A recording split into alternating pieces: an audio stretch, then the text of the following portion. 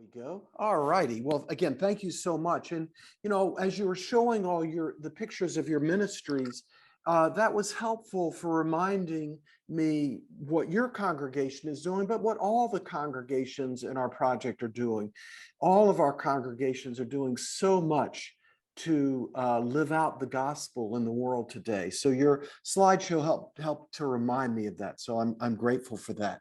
For those of you who joined us recently, my name is Dr. Tom Ryan. I'm director of the Loyola Institute for Ministry and professor of theology and ministry at Loyola University, New Orleans. And we're joined also by Sarah DeMarais, who is the project manager. And so I'm really grateful for her and all that she has done for this project. And I'm thankful for our sisters who presented today. Sister Jane Francis Mulongo, Sister Charity Bbalo, and Sister Lucy Mbuya. So thank you all for your presentations. Unfortunately, as I mentioned earlier, Sister Avelina and Sister Teresia were unable, Sister Avelina Camario and Sister Teresia Mbuya were unable to join us today. But I'm grateful for those who did. And a thought I had is that I found that the surveys that you all did affirmed so much of what you're doing, but it also pointed out areas for growth. And sometimes it's difficult to hear areas where we're not doing so well in. So I think it takes strength to recognize those areas and in order to improve them. So I'm inspired by not only the areas that you are really strong in, but also the areas where you need growth in. And it's inspiring to hear that because they provide you with opportunities for growth. So we're all gathered on the screen now, and we have a number of questions that we have received, and I invite our attendees to post further questions, to post other questions. I also remind you that we've recorded these presentations and we'll make them available. We're also going to have a survey. So we're going to email everybody who attended this session a survey, and we would really welcome your feedback. And so we'll get that to you this week. So as I say, if you would like to post some questions, click on the Q&A icon at the bottom of your screen, which many of you have already done, and you can type in your questions. So we'll start with Sister Lucy Gituma. She asked Sister Jane Francis, but really all of you, one thing I noticed in all of your surveys, one opportunity for growth was in areas of your relationship with employees and workers. And so to Sister Jane Francis and really to all of you, what do you make of that? That was an area identified for growth in all your congregations. How might you grow in those areas, and how might listening to the employees, getting feedback from the employees and workers be helpful? So thank you, Sister Lucy, for that question. And I'm just going to open it up to our panelists. Feel free to respond. Okay, I would like to respond. Can you hear me? Yes, we can. Yes. In our case, we have this open door policy, and we also have meetings once in a while. The administrator will gather the staff, be it the teaching staff or maybe the support staff, and then we also have evaluation forms that are written and discussed thoroughly, maybe before the promotion of somebody, or maybe if they just want to give feedback to the administration, they also fill in some forms and submit. We have the suggestion boxes, which are also checked once in a while. And then the employees are encouraged to belong to circles where they pay in some money. And once they have registered in those circles, then the congregation also gives them a certain percentage as a motivation for them to continue saving. they also have a right to belong to trade unions, and the congregation makes sure that they get this information. It will bring in the experts to address these employees at the cost of the congregation. The congregation will also make sure that these people's welfare, for example, the medical insurance is given, and other allowances like travel or house allowance. These reflect every month on the payroll. So in case the bank does not, or the pay slip is not reflecting, then this person has a right to come into the bazaar's office and find out what went wrong. So those are some of the avenues that help. We recently hired a human and resource manager, and her duty is actually to see to the welfare of these people. So in situations where maybe the administrator may not be able to attend, he's there representing. So she'll organize such meetings or forums where they are seated and ensure that the environment is comfortable enough for them to be able to express their concerns if they have some, and also affirmations to the administration if they have. It has worked well so far. Thank you, Sister Jane Francis. Others, how might, like I said, I was really struck that in each of your surveys, that area was identified really as an area for improvement. What do you make of that, and what might be done? It sounds like, Sister Jane Francis, your congregation is doing a lot, and that we can learn from that. What are other things that might be done, or other reflections from anybody? So in our congregation, we have registered most of our workers with the National Pension Scheme, as well as the National Health Scheme, so that at least we secure their future even after they leave working with us.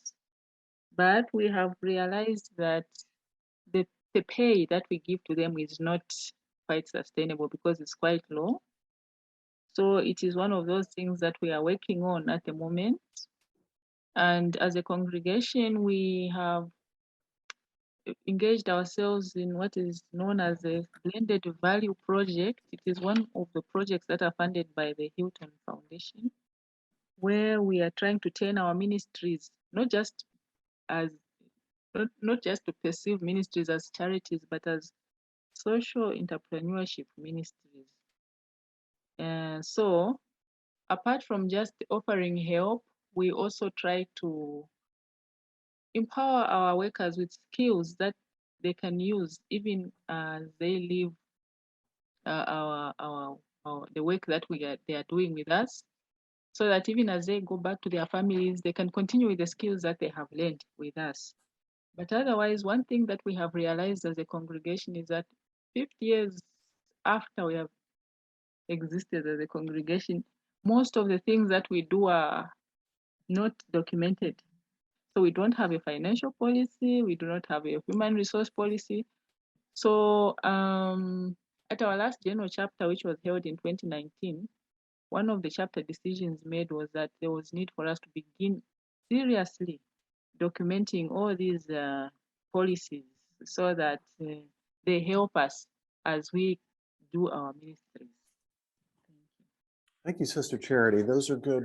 Sounds like you're doing good things, but also recognizing areas where you can grow. So that's important. Any other thoughts on this?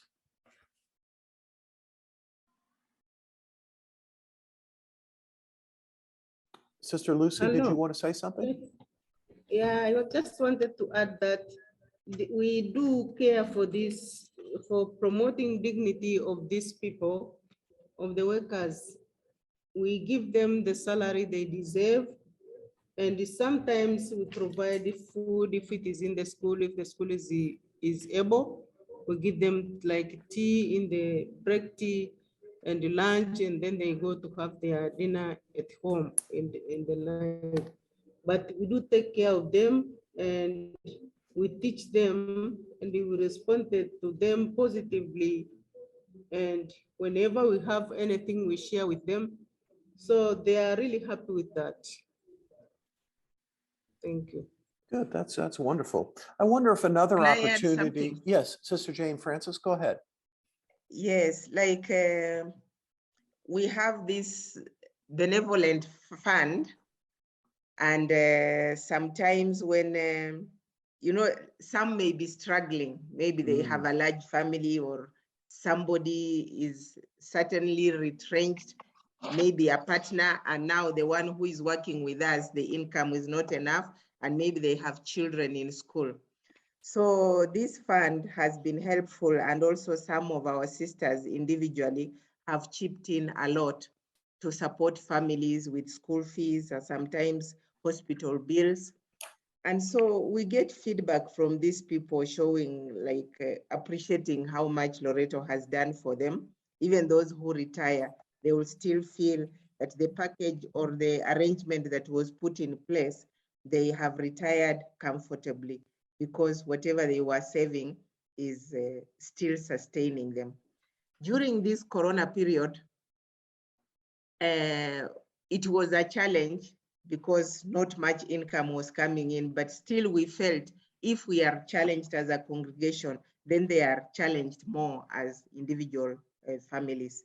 So in some cases, the salary was reduced, but people were not retrenched. And they were happy to hang in there, hoping for better days to come. They really appreciated that. And there was also some amount that the congregation actually set aside, a good amount, to literally give each one a package that could boost them, not just employees, but also some of those very vulnerable families that were challenged by the corona. Thank you, Sister Jane Francis. And maybe this is a difficult issue for people all over the world. And so your congregations are really modeling ways of addressing it. But I wonder, you know, maybe a step to take for all of us is to read Catholic social teaching documents on workers and on workers and justice. So, for example, Pope John Paul II wrote Laborans Exercens, which is Laborem Exercens, a document on Catholic social teaching on workers and justice. So this is an area for all of us to learn, and that might be one way to learn. I want to turn to Sister Anne Mbuya has asked a few questions, and one was about solidarity and participation. And then later on, she asked, and kind of responding to some comments about tribalism and the problems that causes for community unity and solidarity. What are some ways that your communities could have worked and could work and maybe improve in this area in addressing matters of tribalism? If I may come in again. Hello? Yes. Yes. So there is a background, some kind of psychology that entered us because of political history. And this is a document, again, I read from our studies in LIM. Some research was done why we always have a lot of fights during presidential rallies and elections, especially what happened in Kenya in 2007. It was very bad, and the aftermath of that.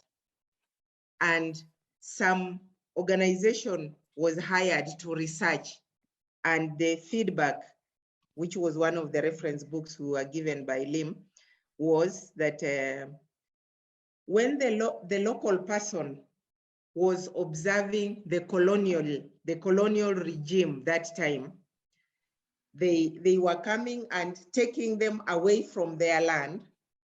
So then they are possessing the land. So this original landowner becomes an observer, and these ones who are now in position like they were the in-house team. So there was that, it's a coveting feeling that I wish I could get back what I have. But then when we got independence, that disease had already caught up with us, where the aspect of when I am in, then those who belong to me are also in-house, and then others are outside. So it is a psychological disease that has been passed on, and now it is sometimes heightened during these campaigns. And as religious, I think we just have to be careful, because we are serving in the world, but we are not meant to be for the world. But it's very difficult, because every time we are interacting with these people, and what we see are these biases and divisions on the line of race, or maybe level of education, or the region where you come from. So all these, unless we are very strong and firm, we can easily be caught, and without being very conscious, we find that we are bringing in them in our community. As I pointed out, there was also the general challenge of how living community life is difficult, but it is being instigated by such like tendencies. So really the gospel values, going back to them, I think would be a help for us.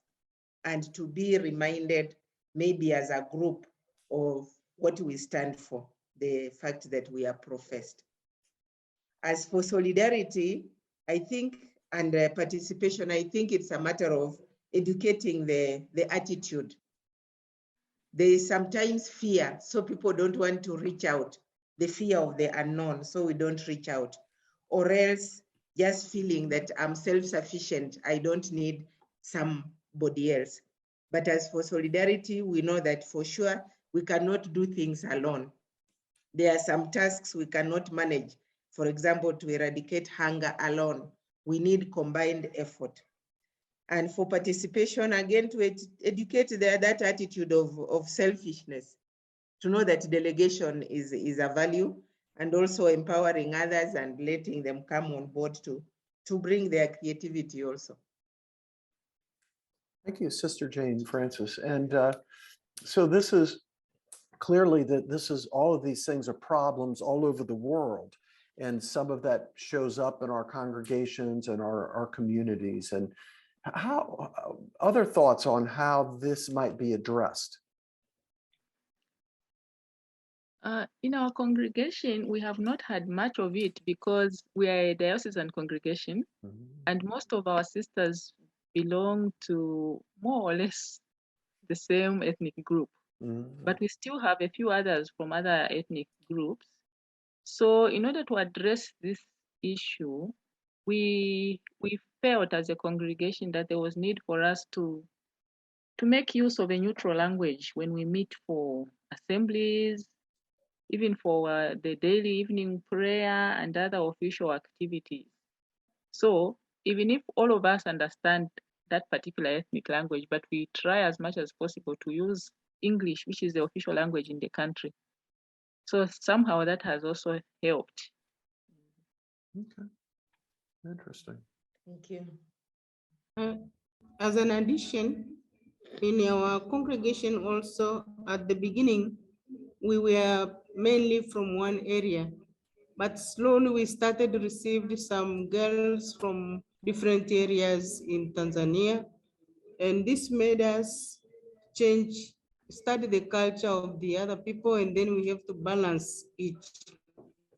That's why in my recommendations, I said we need to bring the culture of common understanding of vision to all members of the congregation, because just now we have so many girls from all over Tanzania, Kenya, and even from Nigeria. So we need to, in order, and Zambia. So in order to bring them together, we need to study the culture of these areas and be able to balance this. Otherwise, it is going to bring a problem.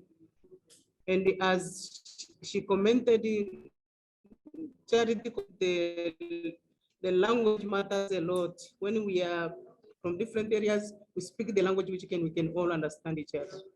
Yes, so thank you.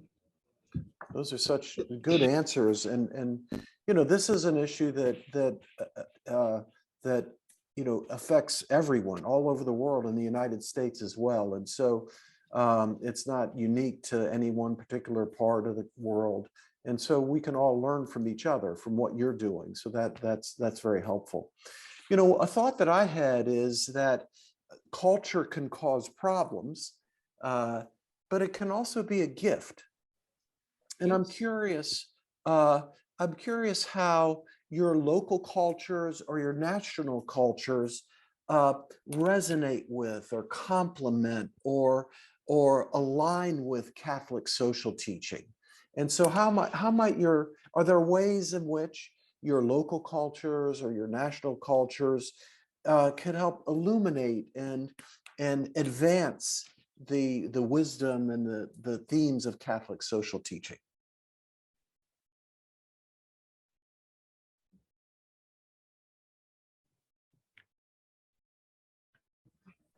Yeah, some of the values that are found in our culture are similar to what the Catholic social teaching teaches.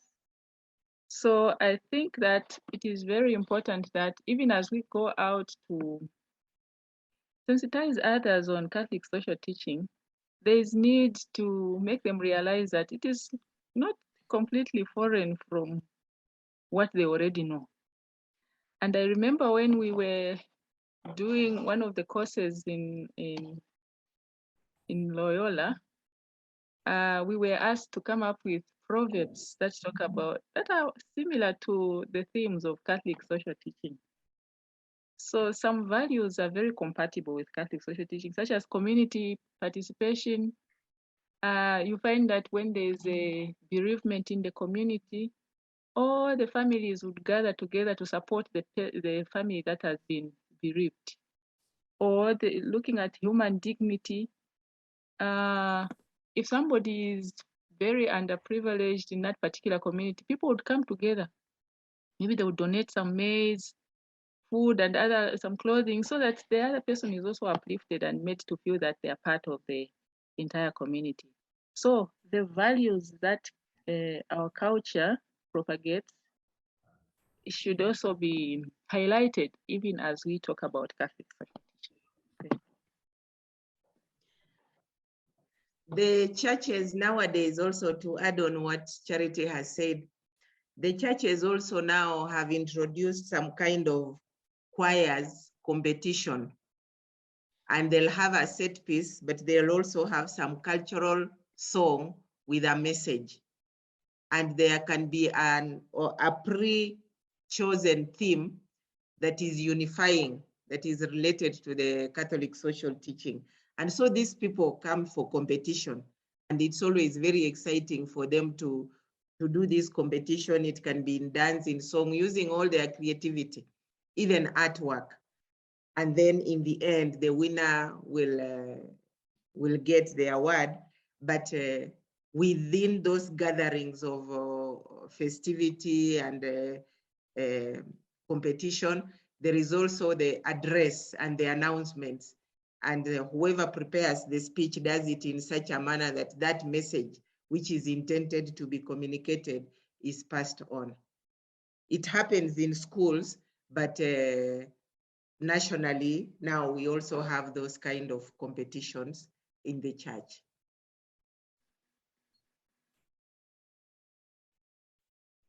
All right. Well, good. Those are good reflections, and I think it's so important for us to attend to culture, our local cultures, and discern their gifts and how they might align with Catholic social teaching, and as a way of conveying Catholic social teaching in a way that makes sense. So thank you for that. That's lovely. Doctor, I'm also hopeful that these discussions on synodality, they might evoke so much, given that we have 2 years at least to talk about these matters. I'm sure some aspects that will touch Catholic social teaching will come up. That's a lovely idea. The word synod or synodality comes from Greek word, which means to journey together. And it involves listening. And so, you know, an important way of addressing culture is to be able to listen and to discern the gifts of those that we're listening to, and also to be heard. So I like that idea that synodality could be a contribution to understanding cultures and to solidarity and participation. That's lovely. Sarah has a question that she texted me. Sister Jane Francis, you mentioned that your congregation is very involved with advocacy for justice and peace, even at the level of the United Nations. And I'm sure that Sister Lucy and Sister Charity's congregations are also involved publicly, are public advocates for justice and peace. So this is a question addressed to all three of you. Sometimes sisters are not sure how to be public advocates. And so what advice would you three give to sisters and congregations who are interested in learning how to be public advocates for CST? Where would they begin? How would they begin?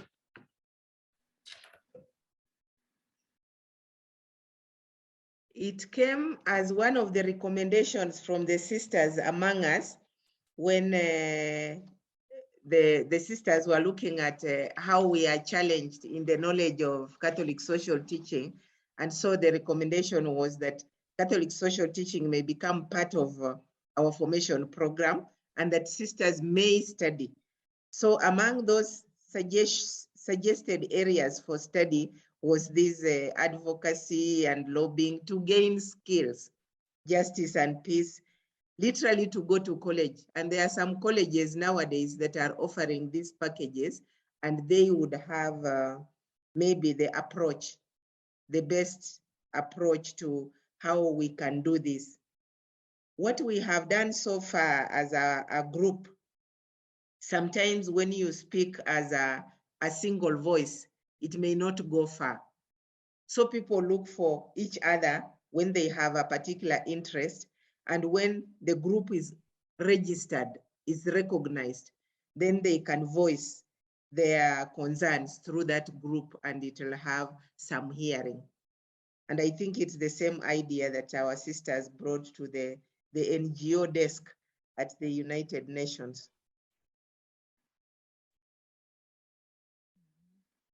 Thank you, Sister Jane Francis. And as Sister Jane has mentioned, I think there is also need to keep reminding the sisters that we are the voice for the voiceless, and start from where you are. No matter how small, it makes a big difference.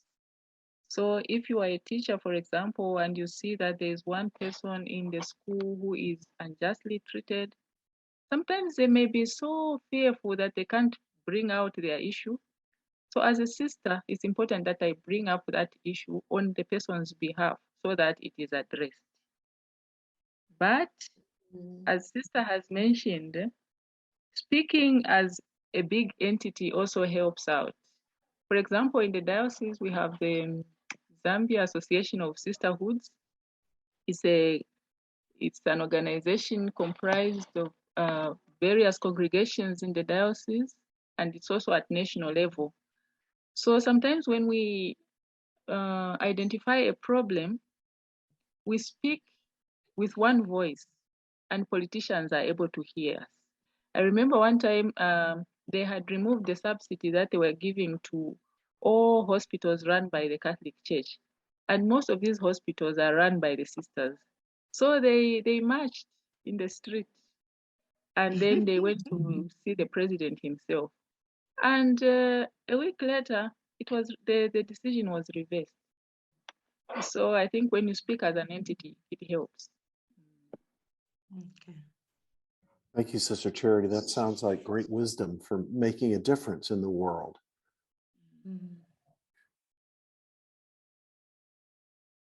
I want to thank all those sisters who have posed questions, in particular, Sister Lucy, Sister Anne, Sister Asteria, and also thank you, Mona and Mbuya, for your comment.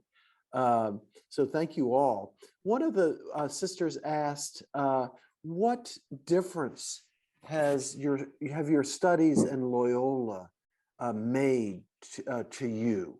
Like what could you name particular gifts, especially in relation to Catholic social teaching, that your studies in Loyola have been to you? What difference has your training here made in understanding, and also, but maybe in particular, applying and living out Catholic social teaching?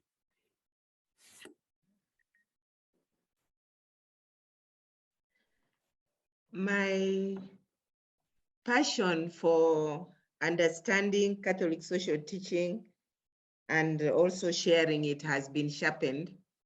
Any opportunity now I get, I find that my talk will somehow bring in the Catholic social teaching. I find it is a very big well of wisdom. It has increased my appreciation for the mainstream church because there is so much knowledge there. If only we could be unearthing this knowledge enough and sharing it with the faithfuls, instead of leaving it to Father to bring just one little quotation in the middle of his homily. But maybe as we are continuing to study like this, with the permission of our leaders, if they could perhaps get some of us full-time into this direction, then we can do something that, or maybe also form an association of Catholic social teaching sisters, and then we see how far we can go or how much we can do.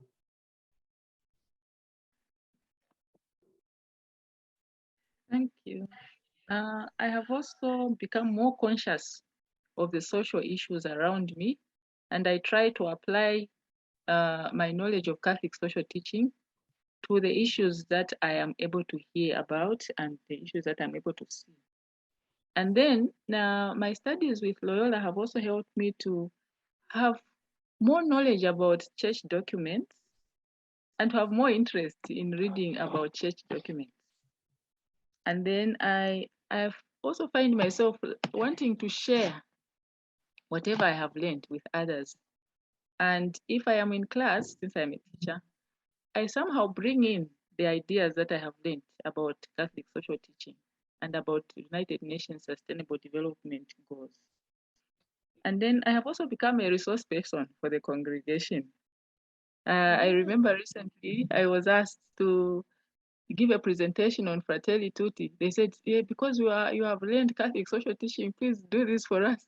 And I had not even read the document, so I had to to go through the document and then try to see where Catholic social teaching can be applied to the ideas in Fratelli Tutti, as well as ideas about African traditional religion. So it was quite interesting. Yeah. Mm-hmm.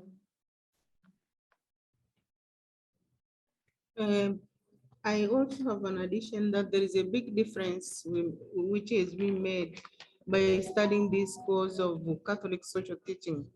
Because as we look at this, myself, by studying this, I've seen that as I teach the students or as I teach people or as I give workshops, I have some more to share with those people getting from Catholic social teaching. And also, not myself, but all the sisters who have already studied the Catholic social teaching in Loyola, they have the same idea and they are now doing the same thing in different groups. And we share, and the priests are calling us to their parishes to give the people the workshops for this Catholic social teaching, because they have seen that it is very productive and very fruitful. So we are really making a big difference to the people in the area. Yes. Good. Well, thank you. Thank you all. Thank you all. Those are all inspiring answers. I have one more question I'm going to ask, but I want to just remind people that we've recorded this and we'll make these recordings available. We also have a survey that we're going to get out this week, and we'll send it to everybody who's attended. And we would really like your feedback so that we can improve, just as you all have done surveys and gotten feedback and received affirmation about the areas you're doing well in, but also areas you can improve in. We would like to do the same. So we would really welcome your feedback on our survey that we send out next week.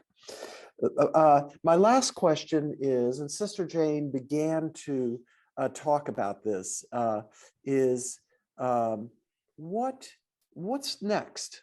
What are your next steps for Catholic social teaching for you or for your congregation? Like, what would be the next most powerful step? Okay. I did also forward these findings to our leader, and hopefully she's considering giving us time. We were actually to have a province gathering, which would have been a very good kind of audience for us to give the report to the sisters. Unfortunately, because of this corona intervention, our meeting was called off last minute, so we didn't have it at all. But we are still hopeful, because we promised when we were doing the invite that we will need to give feedback, and there are sisters who actually committed themselves to respond.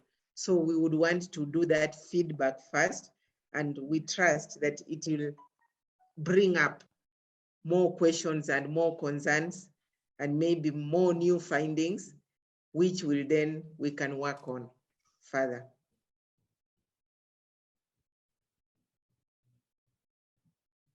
In my case, I think I'll follow up on the recommendations that I made in the study.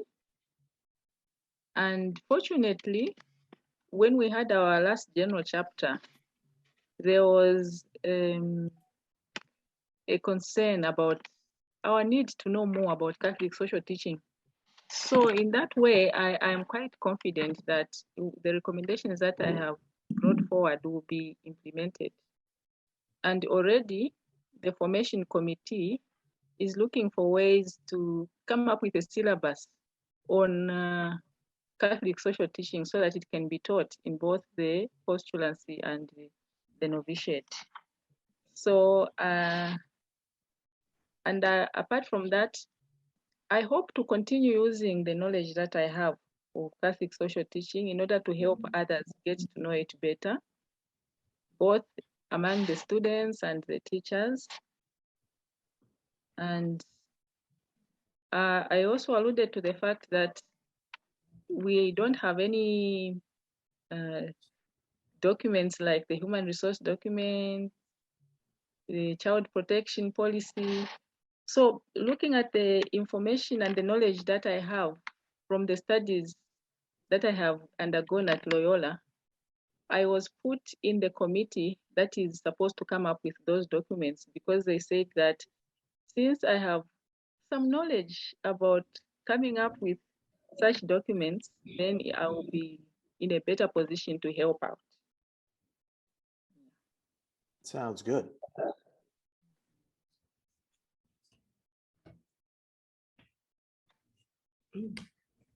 For me, what is next is that as I have seen myself, Catholic social teaching is very rich, very, very rich in treasure and wisdom.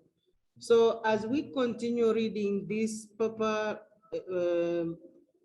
conciliar and episcopal documents, as one commented that we should continue reading those, they bring us to the reality. And once we come to the reality, we act to what should be done at that particular time, and not to live at the past time, which is gone. But as we come to the problem in the future, we get it easier to go to it and work on it.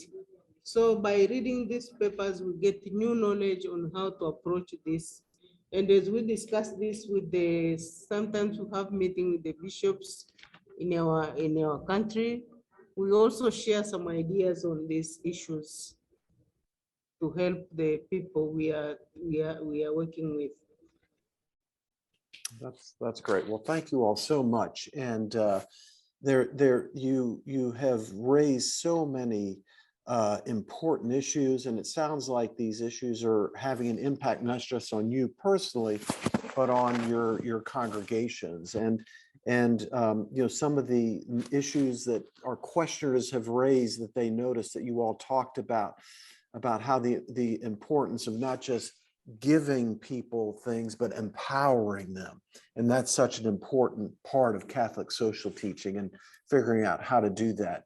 Also, the issue of sustainability on so many different levels, environmental sustainability, but also congregational sustainability, that those are so important. And our questioners have raised those, and you help to address those in your presentation. So, so again, I want to thank you all for everything that you've done, your work, your studies with us, your presentations. I put in the, I'm putting in chat right now, I'm putting the link to our website in chat. And I'm going to do that in just a second here. And so for anybody who's interested in our project, I put our website in chat, and so you can learn more about our project there.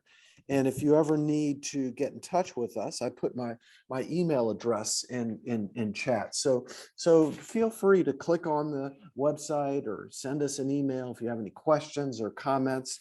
And like I say, we've recorded this, and we we're